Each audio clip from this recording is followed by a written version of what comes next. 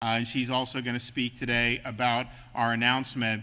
We're proud of what we've been able to accomplish in the state of Florida. We're working with the legislature right now while they're in session for next year's budget.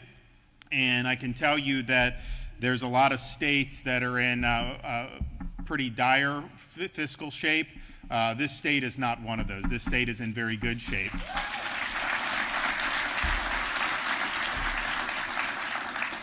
We've been able to, every year since I've been governor, provide tax relief. Last year we did $2.7 billion, which was a record by far for the state of Florida. And yet, even with that, we're running budget surpluses and actually paying down debt at an accelerated rate. So since 2019, we've paid off 25% of Florida's total debt that we've had.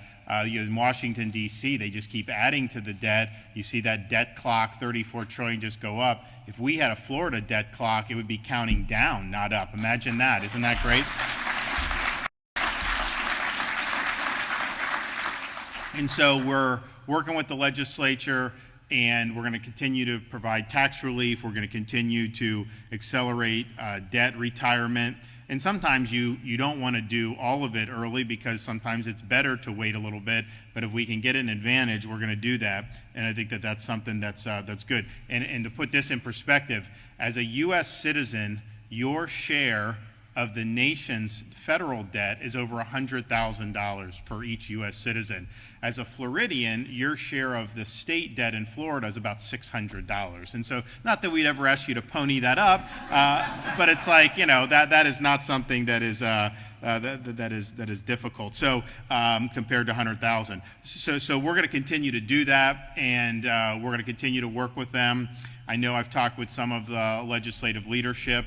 They're very keen on, yes, we've had revenue come in as the fiscal year started July 1st. I think we're up, $1.5 billion in revenue over estimate, and they keep raising the estimate of what's coming in. And so we're cutting taxes, and yet this revenue's coming in. It's because the underlying dynamics of the state are strong. So you see that, but when you see that, people can say, oh, well, we got this money, let's spend. And I think they're wisely saying we're going to continue to be a very strong posture. Now, with having said all of that, I think that we can take pride in we've made really important investments in this state that has really been beneficial for the people of Florida. I was able to highlight just the other day, we were over in the Everglades agricultural area. We just opened the first stormwater treatment area of water flowing there. That was a pipe dream 10 years ago. We've done all this stuff for environmental restoration, which has been really, really good for our state and will continue to pay dividends for years into the future. We've also done a lot with education. If you look at our K through 12, we just did $1 billion earmarked just for teacher salaries in this current fiscal year. We're going to do $1.2 billion. I think we'll work with the legislature next year. And we've been doing this every year in escalating amounts over the last 4 or 5 years, and we've never done that before in the history of the state. If you look at our performance in 4th grade reading, 4th grade math, most recent NAEP results, we're 3rd and 4th in the country in 4th grade reading and 4th grade math. And if you controlled for demographics, we would be number 1 in both. So, and some of that is that we've provided resources. Honestly, a lot of it is just having good standards and focusing on the basics, a lot of parental choice, which has been really, really big. We're also proud of our higher education system. If you look at our state colleges and universities, we have the top public higher education system in America now. And that's something that's something we should be proud of. And part of the reason I think that it's a good system, is because we've ensured that it's affordable for people. If you go to, you can go to as an in-state tuition, our universities, it's like $6,400, give or take. That is something that's attainable for people. You look at some of the tuition around the country, particularly these private schools, it's like $50-some thousand to it. Actually, some of it's even more now. It's incredible how you could do that. So our state colleges are very affordable, which we appreciate. So we're going to keep that going. I think that that's something, and we have not raised tuition since I've been governor. At our universities, because I think it's something that we want Floridians to be able to have access to. And then if you look at the Bright Future Scholarship, you can get all of that paid for or 75%, depending on what level you fall into, if you're a high-performing student. And so that really, really makes it so that it's good, and we want to continue to do that. So we're proud of that. We're also proud of supporting law enforcement.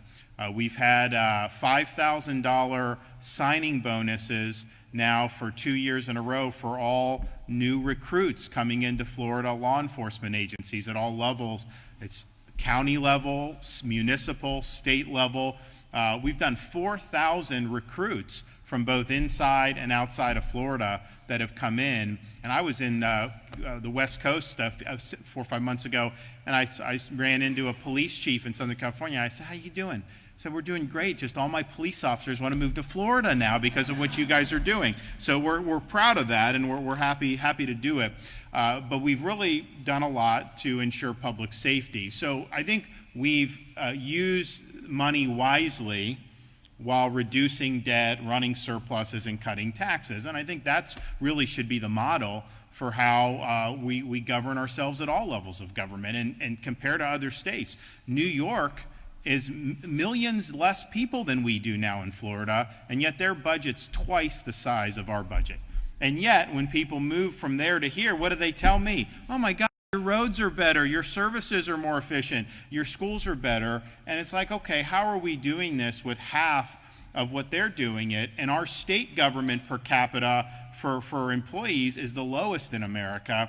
So it just shows you this can all be done. You just got to have the right priorities, and you got to exercise leadership. And so one of the ways I think we've made an impact is through some of the grants that we've been able to direct out of the governor's office. And we've done both the Rural Infrastructure Fund, which we've done $82 million since I took office, and then the Job Growth Grant Fund, which we've done $190 million since I took office. And these are projects that people apply. They're merit-based. I mean, we obviously will make the decision, but we can really make a difference very quickly to help folks. And of course, we've done a lot on workforce education, even beyond the Job Growth Grant Fund. But one of the things we've used Job Growth Grant Fund for is workforce development. And we've worked with our state colleges.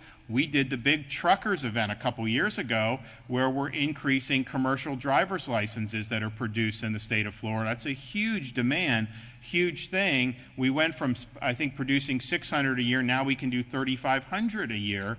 And that was partially through what we've done with Job Growth Grant Fund. And we've done we've done infrastructure projects that have been, I mean, maybe there'll be a community that's got an industrial park and you just can't get to it, so we can put a few $1 million down and build a road to connect to it. We've been able to do a lot. We've helped with aviation, and we've helped with airports and a whole bunch of things. Even on the I think we did Brevard County. We did a big award a few years ago. So we're happy with doing that. So that's why we're here today, because we see an opportunity to use the Job Growth Grant Fund to really make an impact, not just with workforce, but also for the economy here on the Treasure Coast of Florida. So I am today pleased to be able to award a $4 million grant through the Job Growth Grant Fund to Indian River State College to create a new Center for Ballistics and Emerging Technology.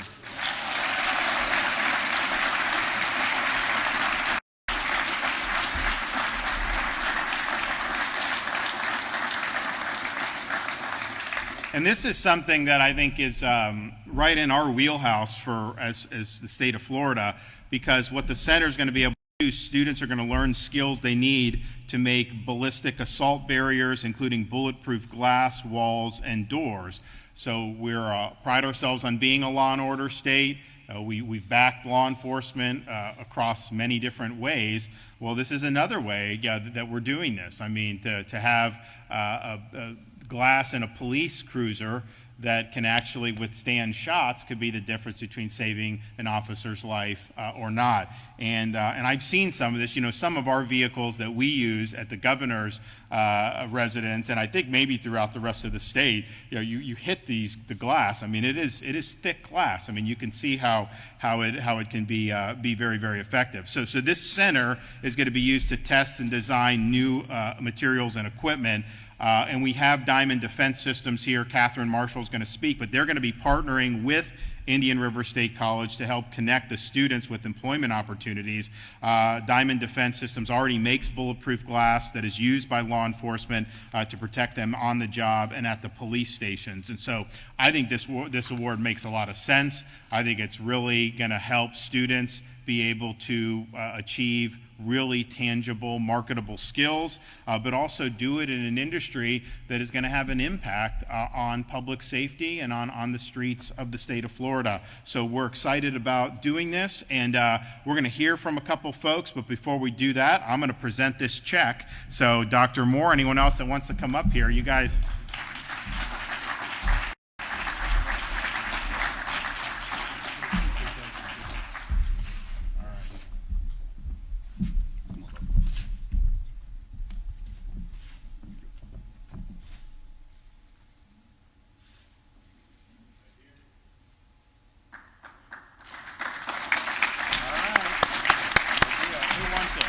The chairman always takes a check.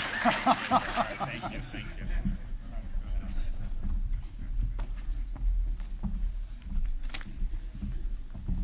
Well, Governor, thank you so much, and I'm Alex Kelly, Secretary of Commerce.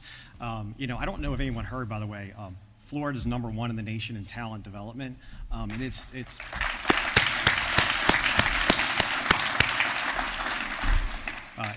thanks to this governor. It's thanks to leaders like President Moore. You know, I think, Governor, the way you direct us, the way you push us, it's to move with velocity, move with purpose. President Moore, I think anybody who knows you move with velocity and purpose. I think there's a lot of people here who know you, but really, but really and truly, you know, the state's economy is growing through its workforce. The governor, through his leadership, through the work that's being done throughout the state, the elevating of the workforce is causing this economy to boom in so many ways. It's been 2 years in a row we've ranked #1 in talent development, and that really is a reflection of both the workforce training, the workforce education going into who young people are and who's going into the workforce, but also that is an assessment of the employers of the state saying, hey, we like who we're getting. We don't have to retrain the workforce. They're ready. They show up. They're job ready. And you know, this is actually the second Job Growth Grant Fund award to Indian River State College. If you go back to about a year and a half ago, September 2022, the governor rolled out a package of awards, $30 million, kind of up and down the coast to Indian River, to a couple other colleges, to some local workforce boards, school districts, focused on things like aviation, aerospace, military, and defense-related industries. The Department of Education that same year, through those awards, also made some apprenticeship grant awards here to Indian River and to a few other colleges and school districts. And I think it's important to reflect that these types of investments, what we're talking about here today, those prior, they're not by happenstance. They're not just because. They really are with intent and purpose, and they really are, like I said, moving at velocity with purpose to support these exciting young programs. Really energize young people to want to participate in them, because these are exciting careers, and like this governor does, it's a career that's giving back to law enforcement, and it's giving back to the people who serve us and protect us. These are exciting research and development, manufacturing jobs. These are the kind of jobs that young people can leave here, start a business, create, innovate, and contribute at the same time. These aren't accidents at all. These are by design. These are intentional, and I think it's really, consider two things. You know, number one, under this governor's leadership, this state has really elevated and supported our law enforcement in so many different ways. The governor mentioned before. In addition, we've actually elevated manufacturing significantly in this state. We passed our neighbors to the north, Georgia, last year. Governor mentioned New York earlier. We passed New York last year as well, and we're going to leave them in the dust. And it is really, at the same time, the state of Florida, under the governor's leadership, has become a home base for innovation and research and development, because really the workforce, research and development, it's really seeding a future where, from an economic point of view, you know, we don't just want to win today. We want the state 30, 40 years from now for kids who haven't been born yet, but they're going to be in the workforce, they're going to be in law enforcement, other critical professions, and we want them to have a great state. And we're doing the work now that's going to seed that future. The other thing is, 25 of our 28 state colleges have law enforcement academies. Those law enforcement academies annually graduate about 1,700 law enforcement officers. If you combine that with 9 of our state technical colleges graduate about another 600 law enforcement officers every year. And our state colleges have a number of other programs that support law enforcement programs, studies and investigations, and intelligence. I really can't think of a better place for this program than Indian River State College, for what you do here, for what our college system is doing for our state, to have a partner like Diamond here locally, to work with and to really give young people an opportunity. And I think what's so special too is the values that we're talking about is both great for that high school graduate who's just looking for the elevate, but it's also great for that 30-year-old who wants to come back and uplift their circumstances and have a better career, and really opportunity exists here for both. Governor, thank you again for your leadership, your support for our state's workforce, for law enforcement, for our economy overall. It means Florida families are going to continue to be the beneficiaries. So thank you so much. And President Moore.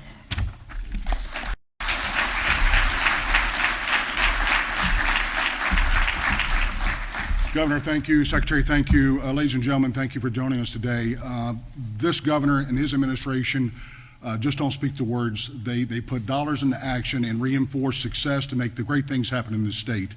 His goal is to have the #1 workforce educational program in the nation, and by 2030, we're going to get there through this college. His support has been instrumental. This building you're in right here, the Eastman Advanced Workforce Complex, $20 million plus from this governor's office to make sure this came to life, and this is where we're training the new workforce of Florida, the most modern, technologically advanced building in the state. Nursing program, doubling the size of that. The governor helped us there.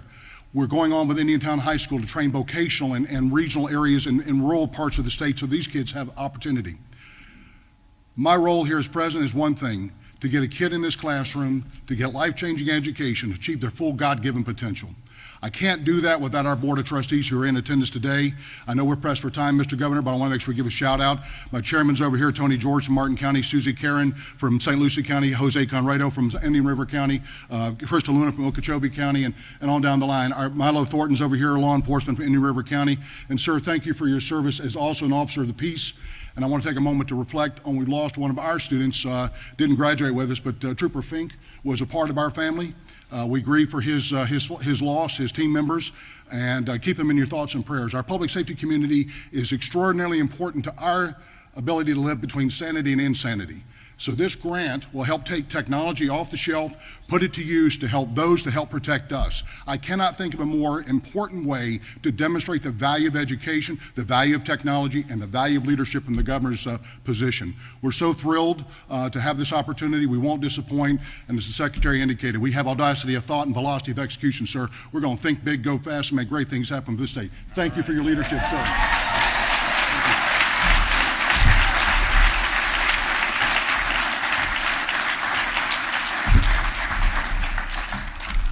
Good morning. As you heard, I am Catherine Marshall from Diamond Defense, and my partner right there, Lou Palecchio. We would like to thank you, Governor, for being here today, and for Dr. Moore. So a couple of years ago, Lou and I were living in Texas, and we came out to Fort Pierce to complete a couple of projects. During that time, we had the ability to meet with Dr. Moore and some of his staff and see what exactly this facility was made of. We saw their vision and where they were going, partnering with the state, the workforce innovations. That enticed us to actually move here to the Treasure Coast. We've actually fallen in love with this area. We love the beaches, the sunrises every day, and the wonderful business owners around here that we all get to work with. So after years of years of research and development, working with a panel of experts, some here at the college as well, we developed the Diamond Defense System. We filed for our patent last May, and we're finalizing that patent process as we speak. So our company now provides an array of cost-effective products and solutions designed to strengthen the infrastructure of a facility while supporting and enhancing assault protocols and responses to our schools. Excuse me. We have our products in religious centers, municipal buildings. So for several years, law enforcement has been reaching out continuously to provide products to them that are not currently available and at a price point that will fit into most budgets. We sought out to do that. but we were not in a position to bring it to scale. Well, today that has changed. We are thrilled to partner with IRSC and begin training in a series of precision fabrication accelerated courses that have not been offered to date. Serving as the first industry partner for this beta campus, we, along with IRSC, intend to demonstrate how workforce training can support the growth of small businesses and industry partners, promoting innovation and providing the training needed to have our workforce come out of here with skills that are marketable, skills that we can utilize in our businesses right here in Fort Pierce. So together we will validate the quality of the products, ensuring that it will provide the needed protection at the lowest possible cost point so that it will fit within even the smallest of budgets for our law enforcement. So I'd like to thank Dr. Moore and his staff, along with the state of Florida, for inviting Lou and I to be an integral part of this change.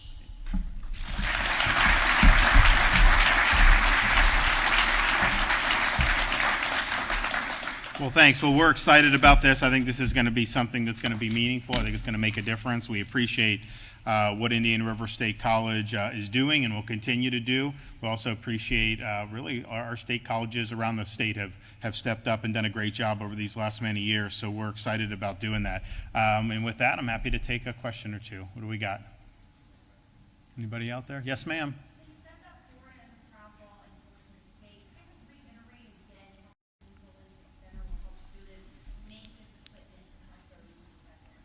Well, I think that's going to be what they're going to come up with. I mean, I think they're going to have a center where they're going to focus on the cutting edge technologies. They're going to be working with defense and law enforcement related industries who not only for employment, but also to see what's needed going forward. And I think you're going to see a great relationship here. And what happens is, one of the things that I've noticed just, some of these governors, I mean, they like for businesses to come to their states. I just have people call me asking to come to Florida. Hey, I want to come. What do you do? So it's a little bit different. But one of the things that I found was that you can talk about the taxes, the regulation, all that, and that's important. And we're obviously much better than a New York or an Illinois or California, and we will always be as long as I have anything to say about that. I also think the public safety is important because that's collapsed in other parts of the country. People want to be safe. They're not going to live in unsafe communities, so they've come. But I can tell you, when you're talking about like manufacturing, all those things are important, but it's really workforce. If these companies know they have a pipeline of talent coming out with these skills, that is going to make them much more likely to come or expand in Florida. And this is going to be something where I bet you're going to see other companies locate to the Treasure Coast as a result of having something like this center here. And so it really builds off the success, which I think is really, really good. And we've made it a point to, when I became governor, we were going to be top by 2030 in workforce. We're on our way. But you have high schools who you can get certified now graduating high school. I mean, I know like on the Space Coast, they can go right to Elon Musk's company and work. You have others. I've talked to kids, seniors who get accepted to a good college, but then also have a welding certificate, and so they're trying to be hired. People are trying to hire them. So that, I think, has been really, really good, and we've really just tried to send a message. There's more than one way that you can be successful. It doesn't all go through a 4-year brick and ivy institution. And in fact, in some cases, that is definitely not the best pathway. And we've had a lot of students go for years, go to school, go deep in debt. They get a degree in zombie studies or something, and it's like, okay, are the seas parting? No, they're not parting. So I think we've really focused on, let's look at these skills. We believe these concrete skills are more relevant than ever, especially in a growing state. So I think you're going to see this really be something that contributes to what's already happening, but I think you're going to see probably us be able to attract more businesses in the area as a result of the commitment to workforce. Anybody else?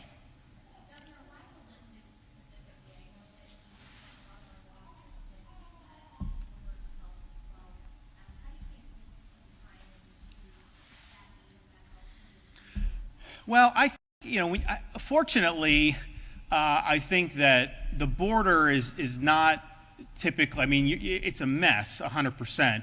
But I think when you're talking about the ballistics, like on the police cruiser and stuff, this is like, you're in somewhere, someone's, a drug dealer or something, and are they going to just shoot at the patrol car and run away? And if you have normal glass, that can kill the police officer, obviously.